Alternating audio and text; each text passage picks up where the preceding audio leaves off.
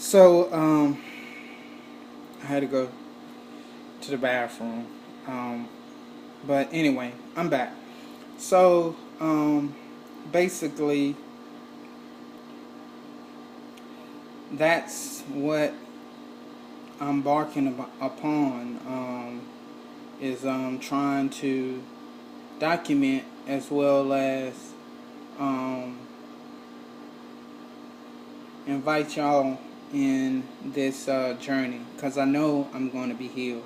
I can feel it in in my my spirit that this is going to be something that a lot of individuals could take advantage of. I mean, the main thing, like I said yesterday, the main thing is not buying the brand of it's incurable, not buying the brand of this is the end. That I am basically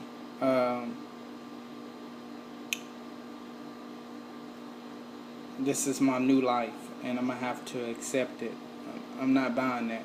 I mean, I've told many people, um, well, close friends, close relatives, that if this is the the end result, then it's best that I just die. I mean, I'm not trying to live with this for the rest of my life. I mean, I'm just not. I mean, my whole life has been being active, being mobile, doing things, appreciating my health, helping people to appreciate their health and all that. So, if this is the end, then it's best that I go ahead and cancel my check and move on, because I'm not buying this brand. And I encourage those that are watching this to do the same. Um, you know, um, stay prayed up.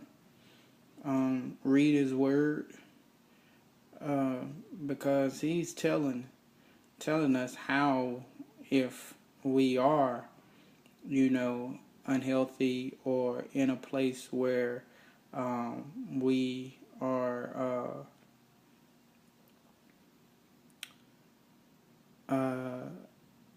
in an incurable, quote unquote, type of atmosphere, that actually you can cure yourself and you can kick the disease or whatever. There's a guy by the name of Dr. Sabi. He talks about how, and I remember this is before I was introduced to Dr. Sabi. He talks about there's only one disease and one health. It was another guy on a video that I watched said the exact same thing. You never hear people say, I want A1 health or B13 health, or see, there is no category other than I want to be healthy.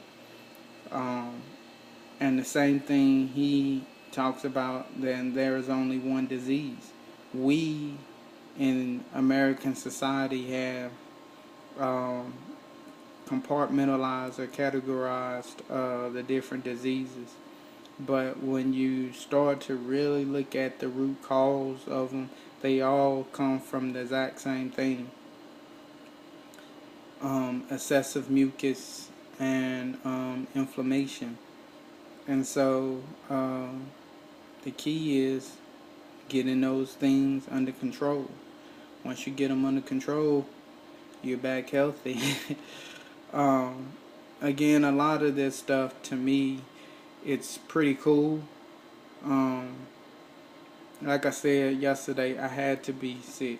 I had to catch MS, because I know that when it's all said and done, I'm gonna help a ton of people, a lot of people, with getting back to I mean, people always, I was guilty of this. We are quick to run to wealth, meaning paper money and stones and things of that nature, but the wealth is our health. I really believe that. You know, if you're healthy, then you are wealthy. And my thing is working with clients in the past, it gave me more joy to see them get to their goal than the checks they were writing me for the services that I was providing. Now, granted, yeah, I enjoyed the checks because money is like oxygen in society. We need it. But you can't put a price on your health. There's no number, there's no amounts of possessions that you may possess that can equate to being healthy. Having the health that God intended for you to have. And so I get off. I tell people, you know, my clients, I warn them up front. I'm gonna be your biggest cheerleader, and I'm gonna be. You may be disappointed, but I'm probably about 5 times more disappointed that you didn't get to your goal, and not as if I'm the Hitler type of guy to where I'm like, drop down, give me 15. No, I want you to experience what I have experienced, you know. And the same thing with this, you know. I went last year to a MS walk, and it was really, you know, what it really reminded me of is in the Bible when Jesus looked out on the masses and his heart was compassionate because he saw how lost they were and how much they really did need him. And that's how I felt when I was at that MS walk that day. I mean, there was people younger than me that were in wheelchairs. I mean, there was people older than me that had MS and things of that nature. And I was just like, man, it's crazy. Over 400 to this date, it may be even more, but over 450,000 people have MS in the country, in the U.S., and over 2 million have it in the world. That's too many people. Hell, if it was just 2, that's still too many people. But at the end of the day, this is what this video is all about, to show that, man, I'm not buying that brand and you shouldn't either. Give a damn what and I know cussing and all that, yeah, I may slip out and say some things, words that aren't appropriate or whatnot, but it's because of my passion. But again, I don't give a damn what the daggone doctors are saying that, oh, this is incurable.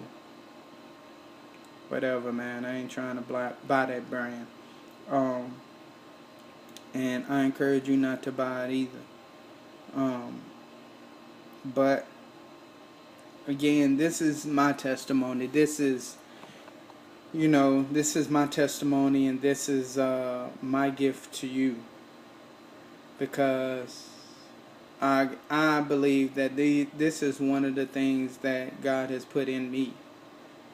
I've always been that type of person, you know. If the bully is picking on somebody, I'm that type of person that's 9 times out of 10 gonna speak up like, yo, come on, man, you don't need to do that to him. Like, he ain't doing nothing, he ain't messing with nobody. And that's how I am with this. It's like, even if they don't know how, my whole thing with doctors, I call them white coats.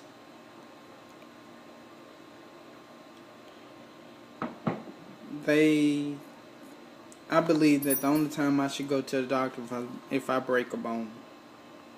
Anything else, because all they're gonna do is give you some pills. It seems like. I mean, I don't go to the doctor. The only time I really went to the doctor is when I broke my ankle, broke my knuckle, and then this. But I don't go to the doctor. My whole philosophy is, why should I go to the doctor if I'm doing what I need to do? And I know some of y'all may be that I don't buy that brand. That's cool. That's you. I know me. I'm not gonna go to, and I use the analogy all the time. I'm not gonna go to a mechanic if he can't fix my problem. Meaning, I go to the mechanic. I have a car. It has an oil spill. I go to them. I explain this is what's going on, or they do a diagnosis test and find out that I have a massive hole or whatever in my oil pan, and that's what's causing the oil leakage. But they stay in the back. You hear them clanking the tools and things of that nature. And when they come back out, they tell you, "Oh, well, we didn't fix the oil leak. However, we put some duct tape on it, and it should hold for a couple of days, and it may come back again. Your bill will be X, Y, Z." My whole thing is, I'm not paying you a damn thing, because how you gonna tell me you gonna put duct tape on it? You didn't fix the problem, but yet you got your hand out wanting to be compensated. Or I give you another analogy. You go to a restaurant and the waitress says, "May I take your order?" And you say, "I want a steak, medium done. I want broccoli, and